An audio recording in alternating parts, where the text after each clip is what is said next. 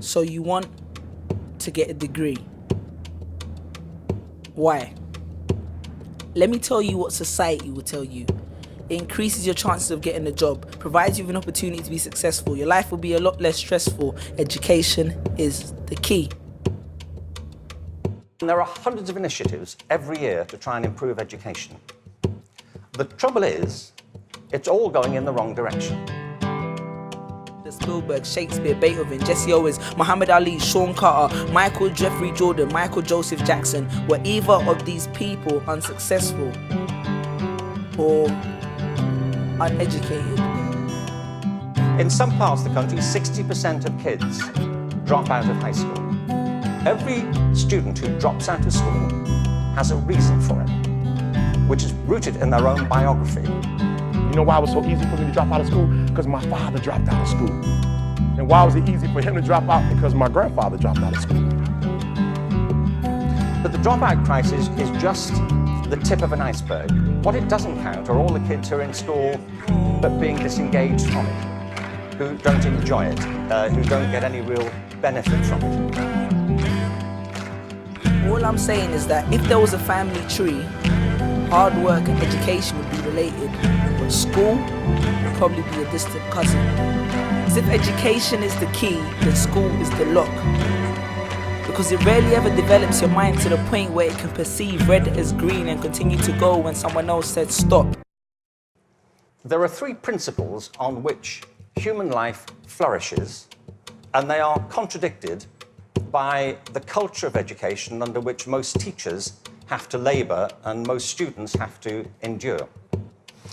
The first is this, that human beings are naturally different and diverse. I brought them up here to illustrate the point of conformity. Education under No Child Left Behind is based on not diversity, but conformity. Conformity, the difficulty in maintaining your own beliefs in the face of others. Because as long as you follow the rules and pass the exams, you're cool. But are you aware that examiners have a checklist? And if your answer is something outside of the box, the automatic response is a cross. And then they claim that school expands your horizons and your visions. And we all have a great need for acceptance. But you must trust that your beliefs are unique, your own, even though others may think them odd or unpopular, even though the herd may go, that's bad. What schools are encouraged to do is to find out what kids can do across a very narrow spectrum of achievement. Now, I'm not here to argue against science and math. On the contrary, they're necessary, but they're not sufficient. A real education has to give equal weight to the arts, the humanities, to physical education. We read and write poetry because we are members of the human race, and the human race is filled with passion. Medicine, law, business, engineering, these are noble pursuits and necessary to sustain life. Poetry, beauty, romance, love, these are what we stay alive for. Proverbs 17:16. It does a fool no good to spend money on education. Why? Because he has no common sense. One estimate in America currently is that something like 10% of kids are being diagnosed with attention deficit disorder, ADHD. I'm not saying there's no such thing. I just don't believe it's an epidemic. If you sit kids down hour after hour doing low-grade clerical work, don't be surprised if they start to fidget. Education is about inspiring one's mind, not just filling their head. The second principle that drives human life and flourishing is curiosity. If you can light the spark of curiosity in a child, they will learn without any further assistance very often. And take this from me, because I'm an educated man myself, who only came to this realization after countless nights in the library, with a can of Red Bull keeping me awake till dawn and another can in the morn, falling asleep in between piles of books which probably equated to the same amount I had spent on my rent, memorize equation, facts and dates right down to the letter, half of which I'd never remember and half of which I'd forget straight after the exam and before the start of the next semester, asking anyone if they had notes for the last lecture. I often found myself running to class just so I could find a spot on which I could rest my head and fall asleep without making a scene. Ironic, because that's the only time I ever spent in university chasing my dreams. There is no school in the country that's better than its teachers. Teachers are the lifeblood of the success of schools. But teaching is a creative profession. Teaching properly conceived is not a delivery system.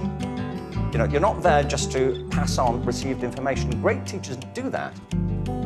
But what great teachers also do is mentor, stimulate, provoke, engage. Now, my class, you will learn to think for yourselves again. You will learn to savor words and language. No matter what anybody tells you, words and ideas can change the world.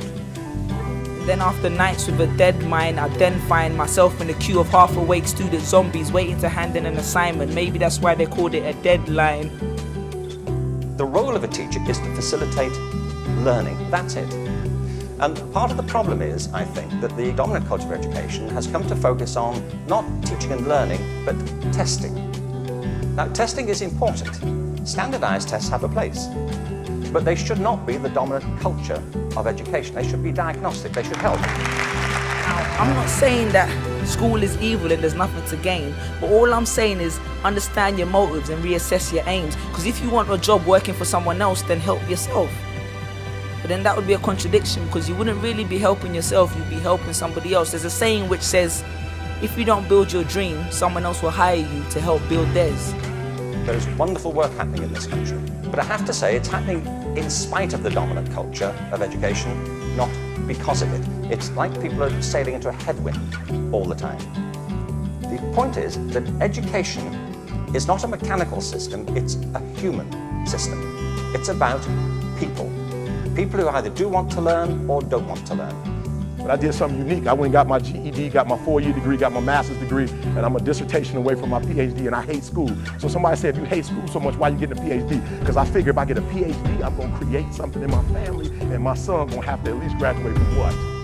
You can at least graduate from high school. And with organic systems, if the conditions are right, life is inevitable. It happens all the time. You take an area, a school, a district, you change the conditions, give people a different sense of possibility, a different set of expectations, a broader range of opportunities. You cherish and value the relationships between teachers and learners. You offer people discretion to be creative and to innovate in what they do. And schools that were once bereft spring to life. Great leaders know that. The real role of leadership in education, and I think it's true at the national level, the state level, at the school level, is not and should not be command and control. The real role of leadership is climate control, creating a climate of possibility. And if you do that, people will rise to it and achieve things that you completely did not anticipate and couldn't have expected. Robert Frost said, 2 roads diverged in a wood, and I took the one less traveled by. And that has made all the difference. I want you to find your own walk right now, your own way of striding, pacing, any direction, anything you want, whether it's proud, whether it's silly, anything. Gentlemen, the courtyard is yours. Redefine how you view education. Understand its true meaning. Education is not just about regurgitating facts from a book or someone else's opinion on a subject to pass an exam. Look at it. Picasso was educated in creating art. Shakespeare was educated in the art of all that was written. Colonel Harlan Sanders was educated in the art of creating Kentucky Fried Chicken. You don't have to perform, just make it for yourself. Mr. Dalton, you'll be joining us. Exercising the right not to walk. Thank you, Mr. Dalton. Just to illustrate the point. Swim against the stream. There's a wonderful quote from Benjamin Franklin. There are 3 sorts of people in the world. Those who are immovable, people who don't get it, they don't want to get it, they're not going to know about it. There are people who are movable, people who see the need for change and are prepared to listen to it. And there are people who move, people who make things happen. And if we can encourage more people, that will be a movement. And if the movement is strong enough, that's, in the best sense of the word, a revolution. And that's what we need. To quote from Whitman, "O me, O life of the questions of these recurring, of the endless trains of the faithless, of cities filled with the foolish, What good amid these, O me, O life? Answer, that you are here, that life exists and identity, that the powerful play goes on and you may contribute a verse. There's more than one way in this world to be an educated man. That the powerful play goes on and you may contribute a verse.